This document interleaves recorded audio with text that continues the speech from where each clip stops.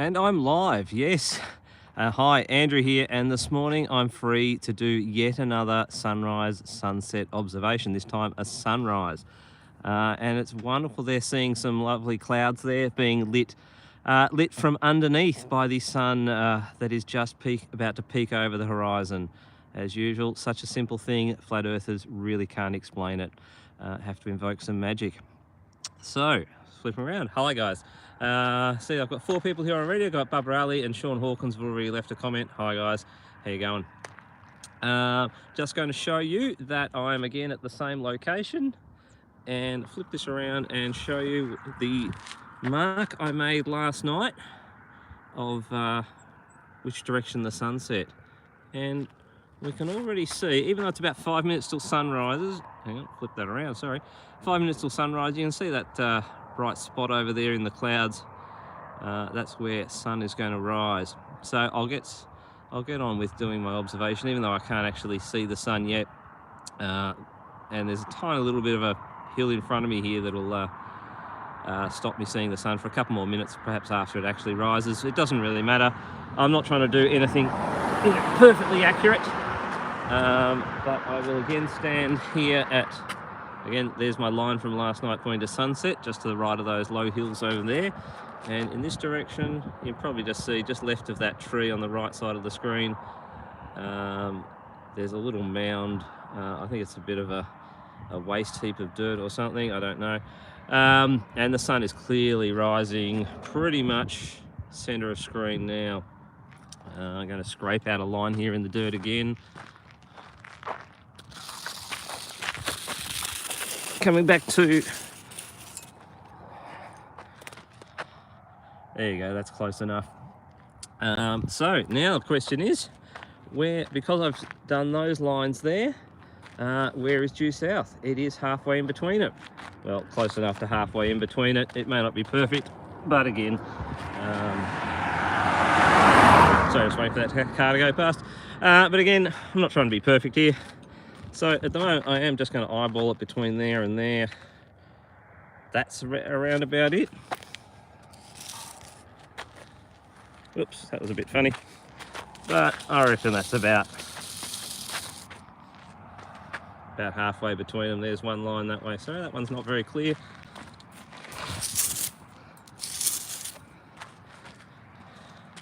That looks about halfway. Doesn't really matter. It's good enough. So, prediction is that direction will be due south. Now, I've got my compass here, and thankfully, yes, it worked. I'll get the compass out, point it roughly along that way, and because of magnetic declination here, I'm expecting due south to be a little bit leftwards of south on the compass, by about 7 degrees it is. About a week ago I did my observations and for myself determined that magnetic declination is probably around about 5 degrees east. Again, not terribly accurate, but close enough to what's actually known here to be about 7.25 degrees east. And so there, my line between those two is hard to say, but ignore the magnetic needle at the moment, but I've got it set on about 175, and that is indeed where I predicted south would be based on sunrise and sunset. And now, this all was because of Anthony Riley not believing that I could find due south without using a compass, without using other things. Didn't believe that I could do it just with sunrises and sunsets. And there again, I've done it yet again. Anthony, you really need to go and watch those 2 live streams I did about, 3 live streams actually, I did about a week ago. I kind of mucked up one of the first sunset observations, so I went back and did it again. Proving, yes, that I can do it without using a compass. In fact, all I did with the compass this morning was confirm. I could also use the compass as a bit of just as a protractor to sort of find the halfway point between the 2 lines that I've scraped in the dirt. So Anthony hasn't directly responded to the live stream I did last night of the sunset. I'm not sure whether he's seen it, but he did happen to respond to me in comments in the comment thread where this whole thing came up. And he is still standing by, sorry, flies and mosquitoes. We're expecting a scorchio day today, 40 plus I think today, which in freedom units is 100-ish, maybe a tiny bit over 100. But the morning actually at the moment is quite cool, but it is going to heat up very quickly in the next couple of hours. He did again assert that if I can't see Polaris, I don't know where north is, and therefore I can't confirm that south is directly opposite north. And last night I did go through some of the methods that can be done to determine that, and I'll just briefly go through them again. Well, one of them is to look at the night sky and look at the stars and look at how they're rotating and find that rotation point of the South Celestial Pole. I could rely on maps that people have made of the stars previously and trust their work, that they know where it is in the sky, and find it based on finding, well, Sigma Octantis is the kind of fairly dim but findable star that's pretty close to it. But I could do, like I said last night, I could look around to the north. And find where the North Celestial Pole should be on the northern horizon. And there's a couple of, well, for the North Celestial Pole, I could view the stars rotating across the sky in the north. You'll get little partial arcs of them rising and setting. And you just trace out the circle and find where the center point of that circle is. I'm about 32 degrees south here, the latitude is, and so I would find that if I traced out the circles, the arcs of the stars in the northern horizon, I would find that the point of rotation would appear to be about 32 degrees below the horizon, and that direction would be true north. Now, I can also do the noon transit of the sun during the day, so that is track the sun and find the highest point in the sky, and that would be true north as well. There's nothing magical about north that's any different from south, so any technique I can use in the northern hemisphere to find north and south in the northern hemisphere, I can do that in the southern hemisphere and just flip the directions around. No problem at all. There's nothing magical about the north. I guess that's just about it, but sun is just peaking up. I will just confirm that it is peaking up about 2 minutes after the predicted sunrise, and that being because there's a little mound in front there.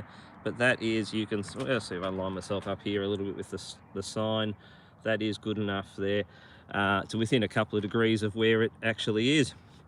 All right. Just one minor thing to mention before I finish up. I'm going to give a little bit of an update on Flatzoid. Well, no update on Flatzoid. So last night I put out a challenge to Flatzoid on behalf of Aaron Armstrong. They were talking about, Flatzoid and the gang were talking about getting a professional video analyzer, whatever that is, to analyze some of the footage that's come out of TFE. Hang on, let's get a sunrise behind me here. Look at that.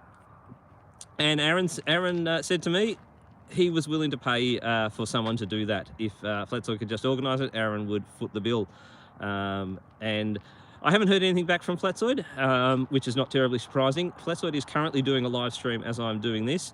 I don't know whether he's going to mention it. I don't know whether he's just going to completely ignore it. Now, the reason why it went through me rather than Aaron doing it directly is that Flatzoid just ignores Aaron these days. Probably got him blocked, won't see his video. So Aaron was just using me as a conduit to get the message out to Flatzoid that he was willing to pay for it.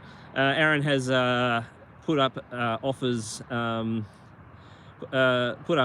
before to pay for things of moderate cost, the sort of cost that you just wouldn't throw away. You don't expect the flat earthers to throw away money on things, but when someone says, hey, I'll pay for it, let's see if your idea is a good idea and let's run with it, and Aaron says, hey, I'll pay for it, not a problem. Let's you get nothing from them, or you get excuses, and indeed that very much like what happened when Will Duffy started offering people the free trips to Antarctica. Crazy excuses. A lot of people ignored them. Well, that's about all I've got to go today. Sean Hawkins says Flatzoid told me he didn't want it. Are you referring to the money for the video analysis. I'm not sure, but I really am not expecting him to respond to Aaron's offer. So I'll leave it at that. I am finishing up my holiday in Walhalla and going back to work this weekend. And with 41-degree day, I'm actually kind of happy that I'll be in a car today driving home. Oh, thanks, Sean. So Sean says, from Flatzoid said, I don't want nothing to do with them. They can do it themselves if it bothers them. Oh, fantastic, Flatzoid. So Flatzoid says we should, Flatzoid says it wouldn't be a great idea to do spend money on analysis of video. And when the offer is made, he says, well, we need to do it ourselves. Well, that's fantastic, Flatzoid. Let's do your work for you. It reminds me of the claim that came up during the final experiment. Why didn't Will Duffy go and try and find the dome? Just crazy. If you think the dome is there, go and find it yourself. You shouldn't expect someone who doesn't believe it's there to waste a lot of time trying to find it. All right, well, I'm going to wrap it up now. So thank you for joining me for some of these live streams. Let's get some sunshine in the background there. Look at that. Fantastic. So you can go through this clip and try and find glitches, try and find the sun changing shape, the sky. Someone found a little flash in the sky a day ago, and that was apparently proof of something. Mind you, at the time, Will's, it might have been his laptop one of the cameras was set up with the sun just like this, just out of view, and the sun moving leftwards into view. And so as the really bright sun starts poking into view, well, the camera's going to do funny things when this bright light source starts coming in. So I'll leave it at that. So thank you very much for joining me. And Andrew, out. Where's this button?